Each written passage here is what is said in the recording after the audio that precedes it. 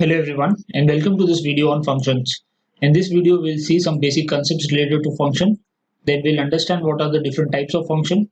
We'll understand the concept of odd and even function and we will see what is an inverse function. So let us begin. A function is generally represented in the form of y is equal to f of x. If we take example y is equals to x square plus 2, it is a function where y is a function of x. Similarly, y is equals to x plus 1. It is an example of a function where again y is a function of x. If we represent it as x is equals to y square plus 1, then in this case x will be a function of y. Likewise, x is equals to y plus 5. In this case also x will be a function of y. So as you can see in this example, y equal to x square plus 1 and y is equals to x plus 1, y is the dependent variable. That is, the value of y depends upon the value of x. Hence y is called the dependent variable, whereas x is the independent variable.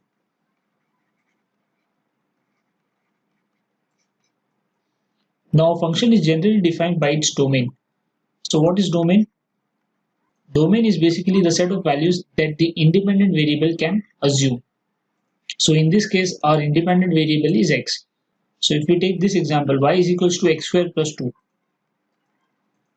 The independent variable x, it can assume any value. So x can be anything from minus infinity to plus infinity. So this will be the domain of this function y equal to x square plus 2. Now for a function to be defined, there are certain conditions that should be satisfied. If I give you the function y is equals to 4 minus x square.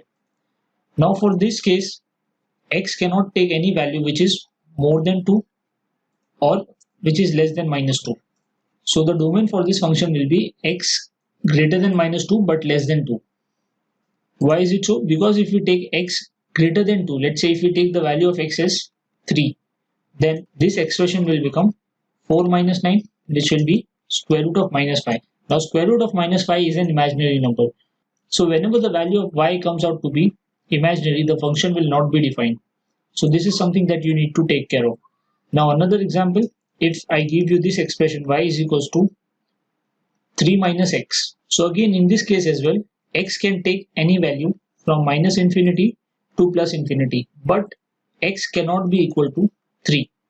When x becomes equal to 3, the denominator will become equal to 0 and this expression will become 1 upon 0, which is not defined. So the function will not be defined when the denominator becomes equal to 0. So these are the two conditions that you need to take care while solving problem. One, when the denominator becomes equal to 0, at that point the function will not be defined. And the second case, when we get square root of negative numbers, even at that stage the function will not be defined. So let us now understand what is domain, codomain and range. So if we take this function y is equals to f of x, where y is the dependent variable and x is the independent variable. Now the set of values that x can assume is called the domain, and the set of values that y can take is called the codomain. So what is range?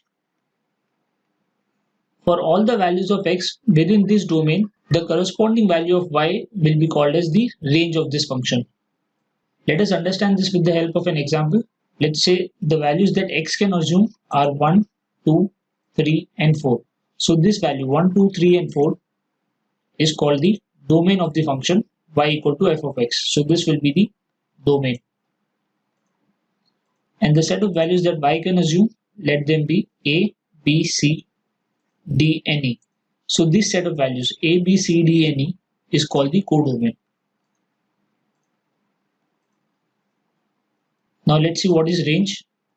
If we take 1 as the input, let the corresponding output be equal to a. If we take x equal to 2 as the input, the corresponding output be c. For x equal to 3, let the corresponding output be b. For x equal to 4, let the corresponding output be equal to c. So the set of values that y can take for given domain will be called as the range. So in this case, the range will be a, b, c. This will be the range of this function y equal to f of x. Now one important point to note here is, for an expression to be called as a function, for one input there should be only one output.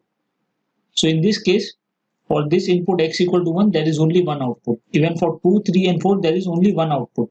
But one output can have multiple inputs. As we have seen in the case of C, the output will come out to be C if you use x equal to 2 or x equal to 4. So one output can have multiple input. But for one input, there should be only one output. Otherwise, the function will not be defined. If we take an example, y equal to plus or minus x square, for x equal to 1, we'll get two values, y equal to either plus 1 or minus 1. So in this case, for one input, we are getting multiple outputs. So in this case, the function will not be defined. Hence, y equal to plus or minus x square is not a function. So this is something that you need to take care of. So I hope you are able to understand this concept of domain, codomain and range. Let us now see what are the different types of functions. One-to-one function. Let us take an example. Let's say there are two variables x and y, where y is the dependent variable and x is the independent variable. Let the inputs be 1, 2, 3, 4. Let the outputs be a, b, c, d, and e. Now for a function to be one-to-one function, every output should have exactly one input. For an output to have multiple inputs, it is allowed, as we have seen in the previous example. But for a function to be a one-to-one function, every output should have only one input. So if we take this output A, there should be only one input. For let's say this output B, there should be only one input. Likewise for C, that should be one input. For D, there should be one input. Or it should not have any input. Even that will do. So there should be at most one input for every output. Then such a function will be called as one-to-one function. One-to-one function is also called as injective function.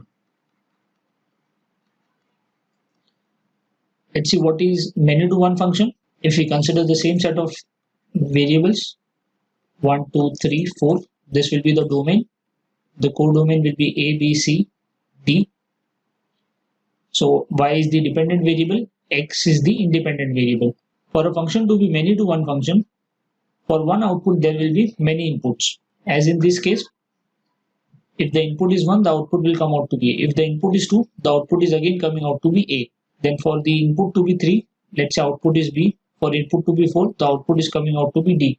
Since in this case, one output is having many input, then such a function is called many-to-one function. Many-to-one function is also called as non-injective function.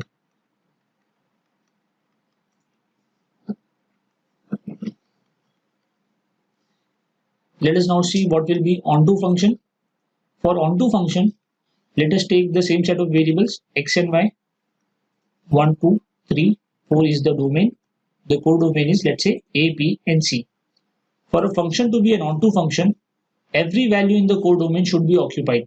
There should not be any single value that is left unoccupied. As you can see in the first two cases, in this case E was left unoccupied, in this case C was left unoccupied. So these two are not examples of onto function. For a function to be onto function, every value in the codomain should be occupied. So if we have x equal to 1, we get, let's say, A as the input. For x equal to 2, we get B as the output. For x equal to 3, we get C as the output. Now since all the values in the codomain are occupied, then such a function is called an onto function. An onto function is also called as surjective function.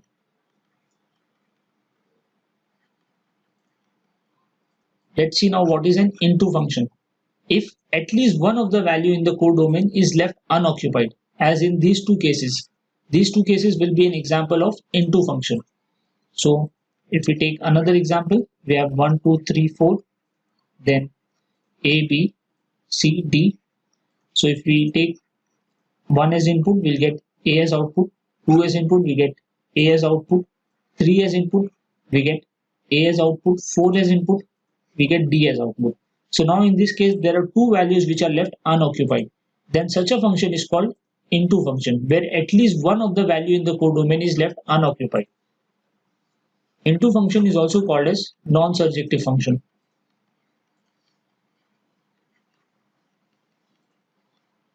Let us now understand the fifth type of function, which is bijective function. Now for a function to be bijective function, it should be both injective as well as surjective. That means it should be a one-to-one function as well as an on-to function.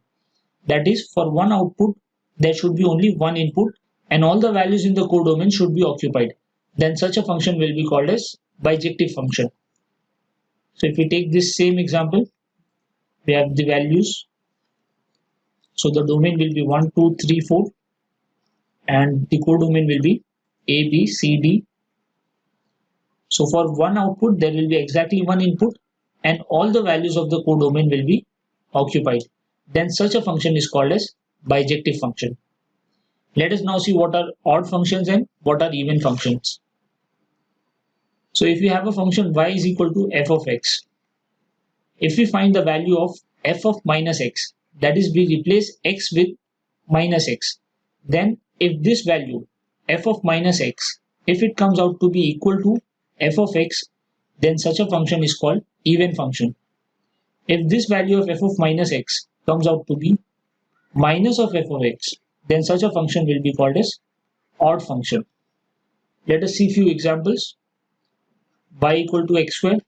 So if we find f of minus x, this will become y equal to minus x the whole square, which will come out to be x square, which is same as f of x. Then this function y equal to x square is an even function. Y equal to x cube. If we find f of minus x, this will come out to be y equal to minus x the whole cube, which will come out to be minus x cube. Now this is equal to minus of f of x. Since this is minus x cube, your f of x is x cube, then this function is called an odd function. Now it is not necessary that all the functions should be classified into two categories only, even or odd. There can be some functions which are neither even nor odd. Let's take one example and understand. Let us consider this expression y equal to x cube plus 1. So if we find the value of f of minus x, it will come out to be minus x the whole cube plus 1, which will be minus x cube plus 1. Now if you notice, it is neither equal to f of x nor it is equal to minus of f of x, because minus of f of x will come out to be minus x cube minus 1. So it is neither equal to f of x nor it is equal to minus f of x. So it is neither even nor odd. Few examples of even functions would be cos x, it is an even function. Mod of x, it is an even function. Then examples of odd function would be sin x, it is an odd function. Then 1 by x, it is also an odd function. Now one important point related to even function and odd function that you should note is that an even function is always symmetric. If you plot the graph of an even function, it will always be symmetric about the dependent variable axis. So in this case, the dependent variable is y. So if you know the graph of y equal to x square, it is a parabola and it will be symmetric about the dependent variable axis, which is y in this case. So it will look like this. Whereas an odd function, it is symmetric about the origin.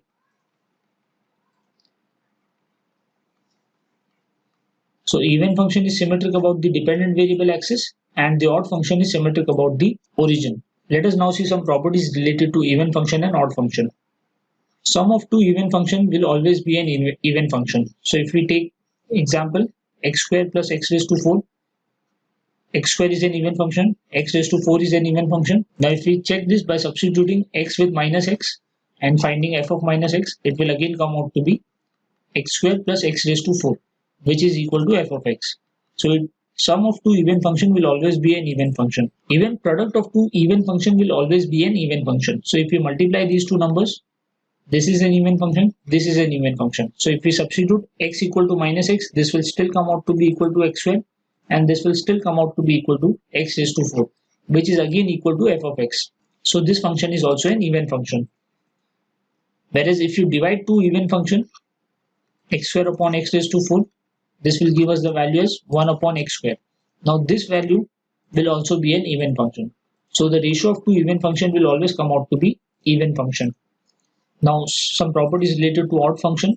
Sum of two odd function will always be an odd function. So x is an odd function, x cube is an odd function. So if we replace x with minus x, we'll get minus x plus minus x the whole cube. So this will become equal to minus x cube, which is equal to minus of x plus x cube, which is nothing but minus of f of x. Now since f of minus x is equal to minus of f of x, we can say that this function is an odd function. So sum of two odd function will always be an odd function. Whereas product of two odd function, x into x cube, it will be an even function. So if we replace x with minus x, we'll get minus x into minus x the whole cube. So we'll get minus x into minus x cube, which will ultimately become equal to x into x cube, which is same as the original function. Hence it is an even function. Odd function and an even function will be an odd function. Let us take one example. X cube into cos x. So if we replace x with minus x, what we'll get? We'll get minus x the whole cube into cos of minus x.